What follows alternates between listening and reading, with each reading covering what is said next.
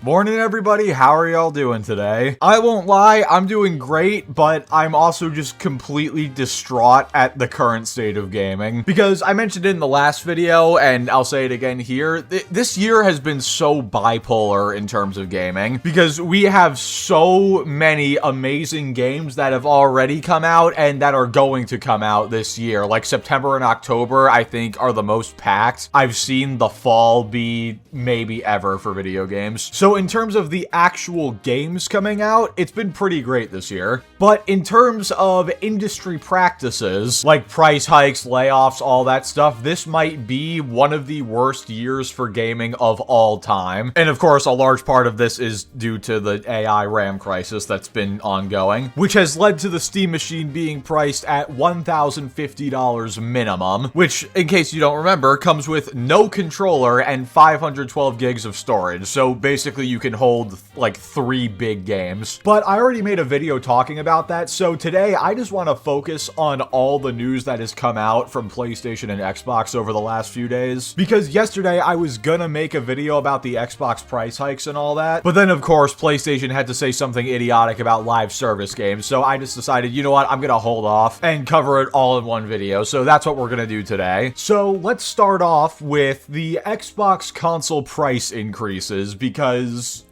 dude, God help us all. Gaming is officially unaffordable to most people at this point. So the other day, Xbox posted on their Twitter updated Xbox console prices, which I just, I love when corporations do this. They're like, oh, these are the updated prices, giving you the slightest hope that maybe they'll go down in price for the first time in over half a decade. Only for that hope to be stomped out by what I believe is the largest console price hikes we've seen, at least from Xbox, this generation. If you actually click on the article, they say, effective August 1st, 2026, we will be updating prices worldwide. The price of Xbox consoles will increase by $100 for 512 gigabyte models and $150 for 1 terabyte models. We will also be sunsetting our 2 terabyte model. And this genuinely could not have happened at a worse time, because just a few days ago, Asha Sharma, the CEO of Xbox, came out and said that she believes gaming is becoming unaffordable for the average consumer. I guess this message was supposed to be a warning. You know, when a CEO talks about, oh yeah, this hobby's getting too expensive, normally I would expect, oh, so maybe they're gonna bring prices down to make it more affordable. But nope, within 24 hours, Xbox completely steps on a rake again and kills all the momentum they had going. They just had an amazing showcase with Gears, and of course, like they always do, they stepped on the rake of raising console prices. Honestly, I wouldn't even be as mad at them if Asha didn't come out and say this, because, and we're going to read the rest of the statement in a minute, they explained actually why they were doing this. They didn't just say market conditions this time. They said, last October, we increased Xbox console price by $20 to $70 in the US. We had hoped another price increase would not be necessary, and we have spent the last several months working with suppliers on options. Unfortunately, console storage and memory prices have increased by more than 2.5 times, and we expect another doubling by the fall of 2027. The entire consumer electronics industry is struggling with the current component crisis, but the effects are particularly hard on consoles. Unlike phones, computers, speakers, and other consumer devices, consoles are typically not sold at a profit, but instead for less than they cost to make. So I can give them the slightest bit of credit for actually giving an explanation for why this was happening. And they actually came out and said, look, RAM is getting insanely expensive and so is storage. We tried to work with people to avoid this from happening, but it just has to. I'm still upset about it,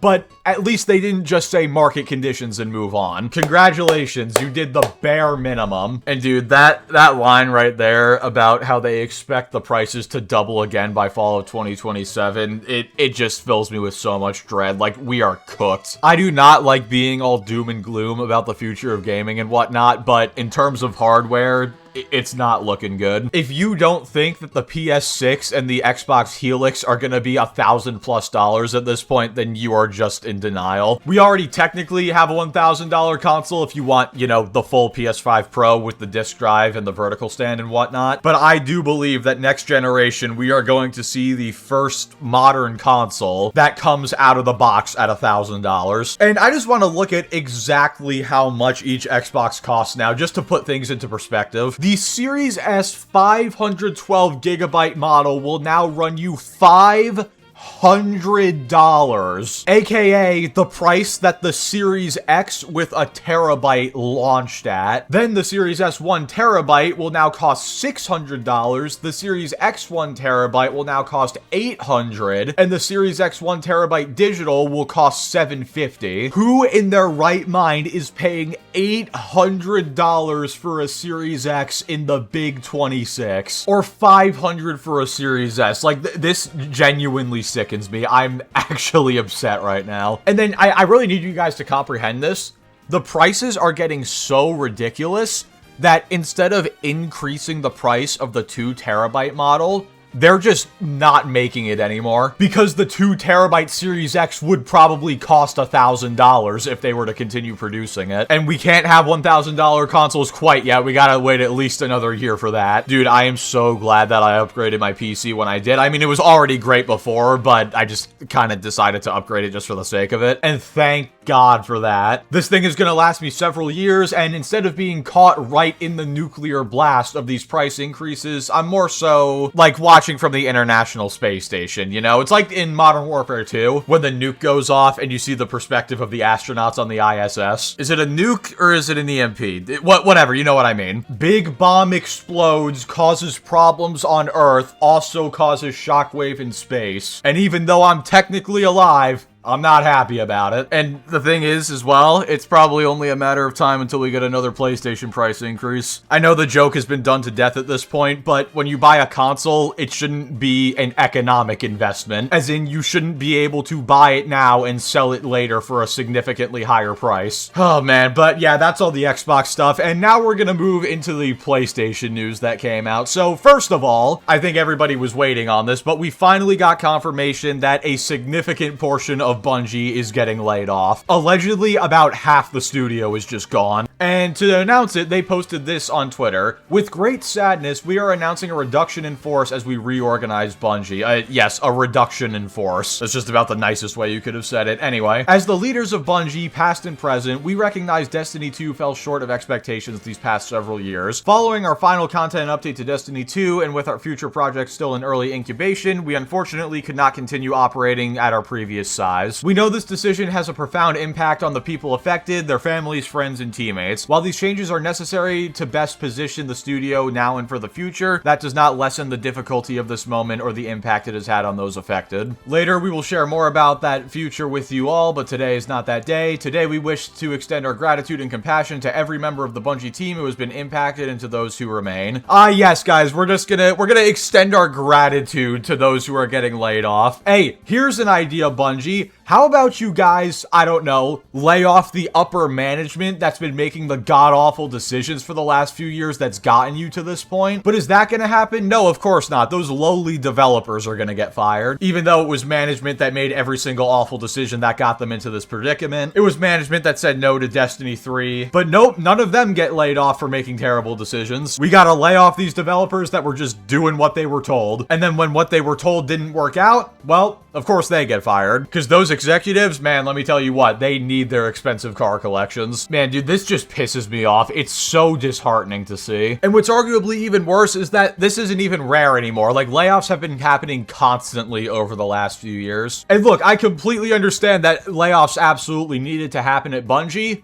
but I don't think these were the layoffs that needed to happen, you know? I think it was certain other people who need to go, who I believe will be just fine with their millions of dollars in expensive car collections. And then, of course, right after announcing these Bungie layoffs, PlayStation announced that they want to revitalize the market with new live service games. This is the embodiment of not just the Far Cry 3 meme, where it's like, have I ever told you the definition of insanity? It's also the clip from SpongeBob, where they're like, how many times do we have to teach you this lesson, old man? I don't even think I need to explain how absolutely idiotic this is, not just because they're saying this right after they laid off half of Bungie, which which was, you know, their main live service studio. But also, they have clearly learned nothing from their previous blunders. Marathon, whether you like it or not, hasn't exactly been doing anything amazing recently. And do I even have to bring up Concord, which, by the way, Concord's death was almost 2 years ago. Isn't that insane? But do I even have to bring it up at this point? You know, the almost $500 million loss within less than 2 weeks. If only you had a studio that just had massive layoffs and just ended support for a game, and now people are saying they want the sequel to that game. I wonder if that could be a good way to do it. Nope, I'm sure we're gonna see an announcement for Fair Games pretty soon. I'm sure that's gonna really break in and revitalize the live service market. These people are just so out of touch, it's not even funny. Like, don't get me wrong, live service games are fine, and even though a lot of people are fed up with them, there's still plenty of really popular ones, but most of them are from established IPs like Call of Duty and Battlefield. Genuinely, who is out there right now asking for another live service game from PlayStation? I'm pretty sure the response from everybody has universally been that they don't want more live service games because it's clear that they just got lucky with Helldivers, and now Arrowhead's been trying to destroy the game ever since it came out, but that's another topic for another day. But it's just insane. Like, you would think you would learn your lesson, you know, fool me once, shame on you, fool me twice, shame on me. If I stab myself in the leg with a fork, I'm gonna realize, ouch, that hurts, I'm not gonna do it again. It seems like PlayStation is gonna keep stabbing until the leg just falls off. Also, I saw this really funny meme in the replies that I just wanted to share it real quick. Any last words? How's Marathon? Oh, man, I shouldn't be laughing, but that's all I can do at this point. It's the only way to hide the pain. And you know what I think it is? Honestly, I'm gonna go a little conspiracy theorist here for a second. I think the reason they're saying this and they're gonna keep committing to live service is because they're trusting GTA 6 to make them like $1 bajillion, which is probably correct. I think I heard that allegedly already like 40 million people had pre-ordered GTA 6 and the game had basically already made its money back. I don't think there's an actual source for that, but I could absolutely believe it. Regardless of whether that's true or not, though, I think they really are just using GTA 6 as an excuse to not only do more dumb stuff with live service, but also to kind of cheap out on some of their single-player games that are coming up. Like, think about it. Wolverine doesn't even have a collector's edition. Wolverine is arguably the most anticipated first-party PS5 game of this generation, or if not, it's definitely top 3, and they couldn't even be bothered to do a collector's edition for it. Like, why not? Again, I think they're just gonna coast on GTA 6, which I just find that so funny because all these console fanboys were always like, oh, dude, exclusives are so important. That's what gets people to buy your console. But GTA 6 is easily gonna be the best-selling game of this entire generation on PlayStation and probably Xbox as well. And PlayStation even just changed their mobile app icon to look like GTA 6. I can't remember a single time they've done this for any of their first-party games. And isn't there a thing as well now where if you boot up your PlayStation, it just boots into a GTA 6 ad? And look, I know they have a marketing deal with Rockstar, but the fact that they are giving this game more attention than any other first-party game I think I've seen from them ever is insane. Look, just in conclusion, man, gaming has been great and terrible recently. Great in terms of actual games, but in terms of hardware and industry practices, it's been nothing short of a catastrophe. Please let AI crash and burn. And by that, I mean, you know, we were talking about GTA 6. Let's plan a little something here in secret. YouTube, this is a joke, by the way. I think we can do a heist where if we all just break into every AI data center at the same time, and then we just steal all the RAM, and then torch the place and get out, we can get all the RAM back that was stolen from us. Prices will plummet overnight, and maybe for the first time this console generation, we can actually see a price decrease. In Minecraft, of course. We're breaking and entering in Minecraft. Anyway, guys, with all that being said, that is all I've got for this video. Let me know your thoughts on the current state of just gaming in general. I've made mine pretty clear at this point, but I'm genuinely interested to hear what you guys gotta say. Thank you all so much for watching. Be sure to like the video if you liked it, dislike it if you didn't like it, subscribe if you want to see more. Join us every Friday night on the gaming channel for gaming streams, and consider becoming a channel member if you want Discord access and awesome emotes, and I will catch you all next time.